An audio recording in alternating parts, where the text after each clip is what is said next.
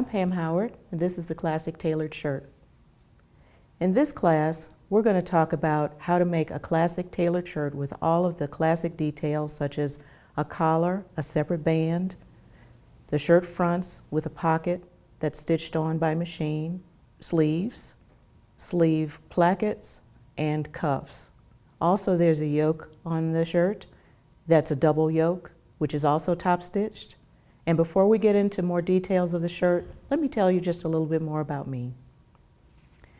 When I started to sew, I was 14 years old, and it was at the suggestion of my mother, who just asked the question that would change the rest of my life. Would you like to learn to sew? And I guess she had in mind the two neighbors who taught me to sew. Mrs. Jefferson worked at a menswear factory, and Mrs. Stewart was just a lifelong sewer. And any questions that I had, I was able to go to either one of them. And I was a kid of the 70s, so when I started to sew, we were using the bulletproof polyester fabric, and it was very easy to sew on. And even though you just didn't have to finish any of the seams, I became a stickler for details early in life. By the time I turned 16 years old, my cousin, who was 20, got married. And I was asked to make her wedding gown. And I'm lucky to have had a family and parents who never told me that anything was going to be too hard for me to do or ever scared me away from doing anything. And I just went in just blazing to make this gown. And it was a simplicity pattern, and I also made the bridesmaids' dresses for myself and my sister.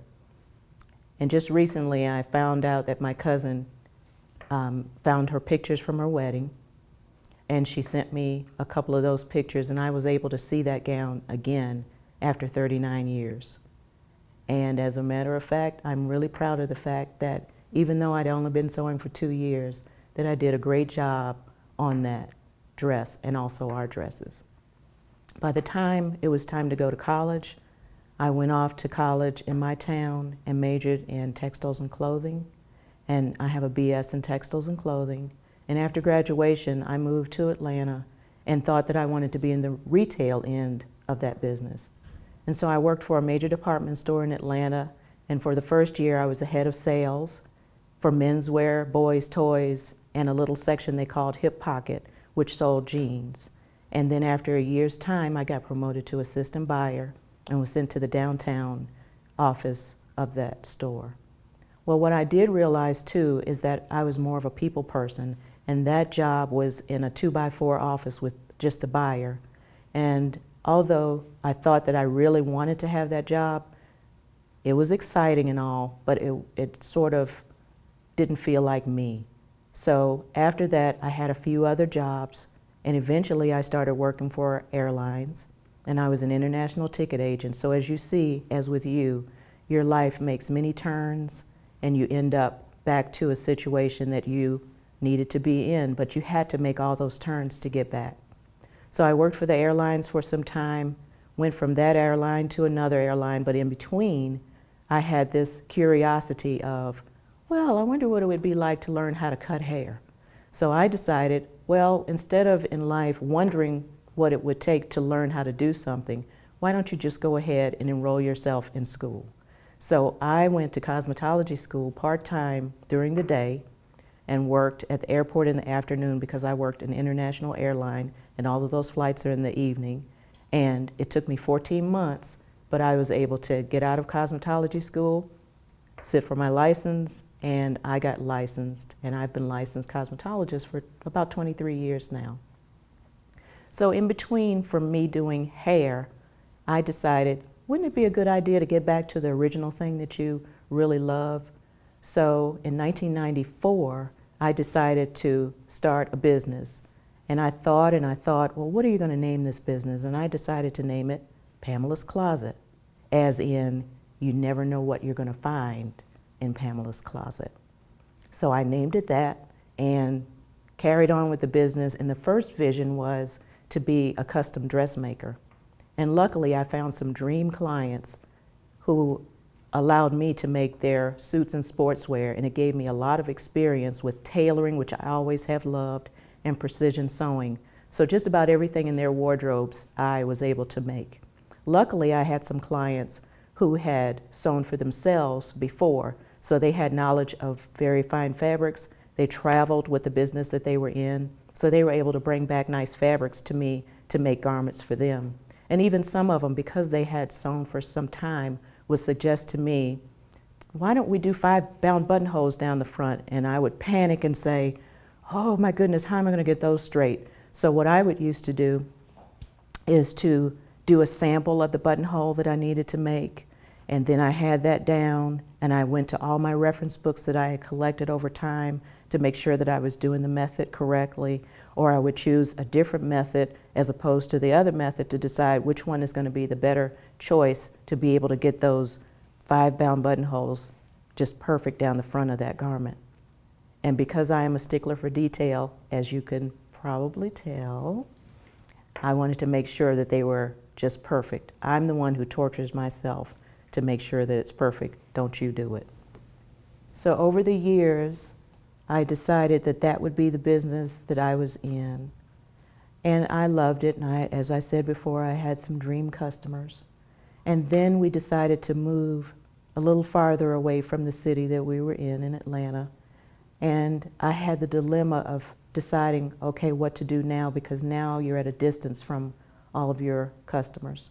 So when you're in business, you have to morph and change to decide if you want to continue the business or close it. And because I love sewing so much, I decided, well, you're just going to continue on. So I eventually decided that the best thing to do in the town that we're in now was to not offer custom clothing, but to offer alterations to the clothing that they had purchased. So after a while of doing alterations for my customers, I decided that it might be a good idea to teach. So I decided that I wanted to start teaching, and I taught locally at different fabric stores. And as I went along, I decided that I would go to an American Sewing Guild National Convention, which I did, of which I'm a member, proudly to say, Atlanta chapter. And I went to a convention and decided after that that I would like to try that. And I think in life you shouldn't be so afraid to try something that you never attempted. All it is to submit your name, whatever you're thinking that you might want to teach, which I did, and they decided that they would choose me. So in 2001, I was able to teach at my first convention, and that's where some of you may have met me. 2002, 2003, and 2004, I was able to teach at ASG National Conventions. And somewhere in between, I taught at Original Sewing and Quilt Expos. Also, I met some people from Threads Magazine, and I was able to write a few articles for Threads Magazine. Some of you may have seen those. And I was able to do a cover for Threads Magazine. I made the trench coat for issue number 112. Go through your books and take a look at those, because I made the trench coat for the cover. I was very happy to do it. It took me 3 machines to get that coat finished. Some wanted to cooperate, some didn't. Some would top stitch with heavy thread, some would not. So I had to switch back and forth with machines to get that coat done. And I was very proud of the results, and I hope that you like it too when you see it. Also with Threads Magazine, I'm a member of the Pattern Review, and I'm one of the ladies in the country who actually get a pattern, and we have to make it in muslin so that we can review it, so that all of you will know whether this is a really good pattern to make or what you have to watch out for when you decide to make it. So I want to bring all of my experiences to you here at Craftsy, the classic tailored shirt. With this class, I'm hoping that you're at least an intermediate sewer, that you have made some garments in the past, because this class has a few more intermediate to advanced techniques. I don't want a beginner to be discouraged to take the class. I encourage you to take it if you think you're ready, but generally you're going to be an intermediate sewer who's made other garments, who are now ready to do more advanced techniques for your clothes. For starters, I'd like to tell you about the Craftsy platform. you're going to be able to download these course materials that I've prepared for you. Also, keep in mind as you're watching the class, there's a place right below the screen that you can click on to make video notes. If you notice that I'm doing a particular technique and you want to make note of that, this is a real cool device on the platform for Craftsy that you can click on that and it'll give you a timestamp as to where you are in the program. And you can go back to it and refer to it. You can also take notes and go to the platform where you can ask me questions. I'll get those questions to be able to answer them back. You can talk to other shirt makers to find out what they're doing. You can also take pictures of what you're doing so you can right or wrong, send me those pictures, any questions that you might have. I'm happy to look at the pictures and kind of troubleshoot where you are, or to say, bravo, you've done a great job, because I know it's going to be a lot of that. The beauty of this class is that you own it. Once you sign in and you decide to sign up for this class, you own this class. You can watch it 24/7. You can watch it at midnight if you can't sleep. You can watch a certain section of it that you might want to go over again. You can keep watching that section over and over again. You can watch it from beginning to end. Anything you'd like to do, because you own it, you can continue to do. So in this class, make it your own. As Tim Gunn says, make it work, but make it work for you. Okay, so I can't wait to get started with you. In our next class, we're going to talk about the pattern. We're going to talk about fabric and interfacing choices, and we're going to get started on our classic tailored shirt. This is Pam Howard, the Classic Tailored Shirt.